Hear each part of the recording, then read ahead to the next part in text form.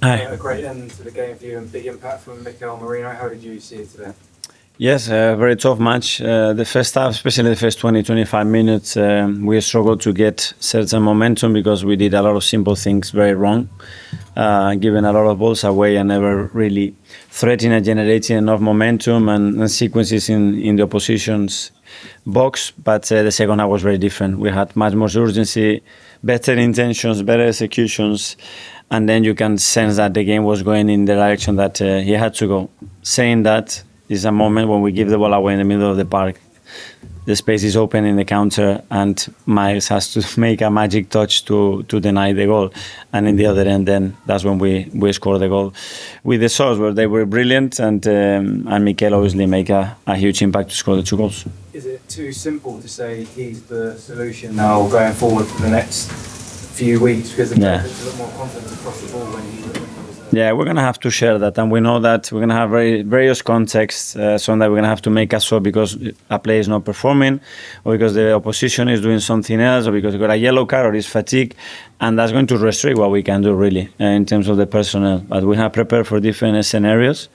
Then those scenarios have to work. Hopefully, they will work as good as Mikel worked today.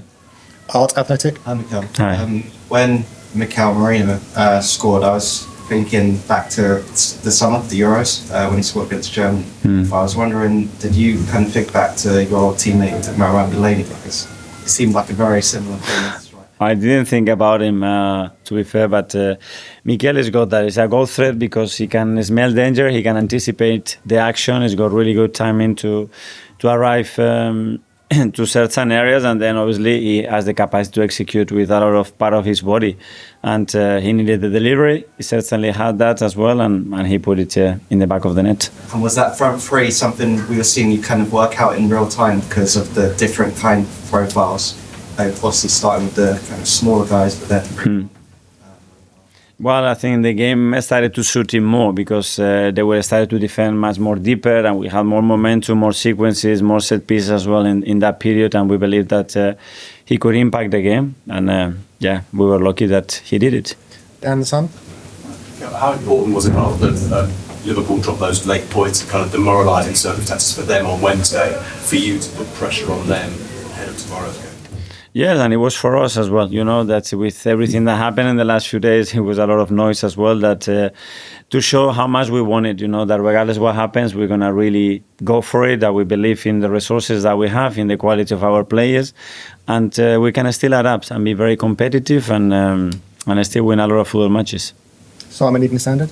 Okay, when did you come up with the idea of having Merino as a striker? Because I think we heard from you, you said you didn't train it, so I know you said before you have some wild dreams. When did you come up with the idea? Well, I put all the options, but there were too many. The moment you start to draw options, there are too many, and at the end you have to have the picture in your head of, okay, what can work and what are the variables and the options and the synergies within the team, and then you have to feel it, and that's a feeling on the pitch and seeing what is happening actually, what is the game demanding, you know, and we believe that it was him in that moment, and then to get it right, he needs to deliver, which is the hardest thing in football. Given the situation you're in with injuries and everything, is it kind of going to be the case for the rest of the season that in different moments, different players are going to need to step up? Yeah. Mikel today, someone else might do it. For sure.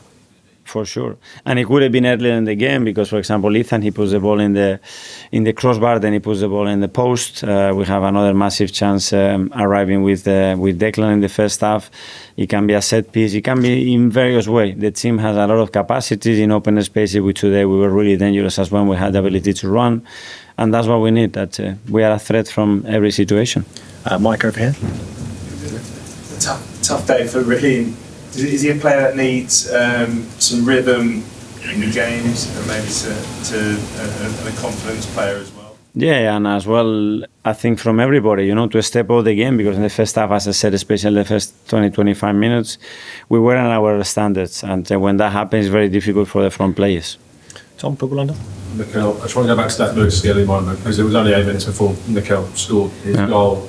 It seems such an incredible touch, a moment of maturity to know what type of touch to take in there. Just give me a reaction when you saw that ball trickle wide of the goal.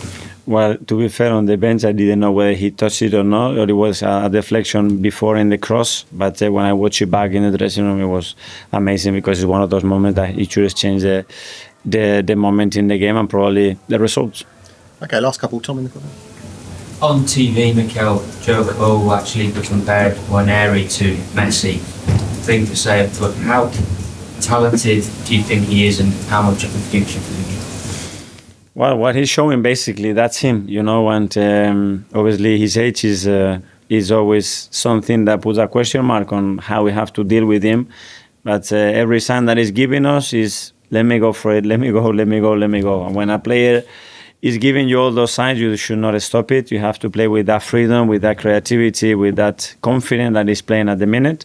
And the players around him believe in him. So let him go because he's a massive threat, massive talent, and he deserves to play.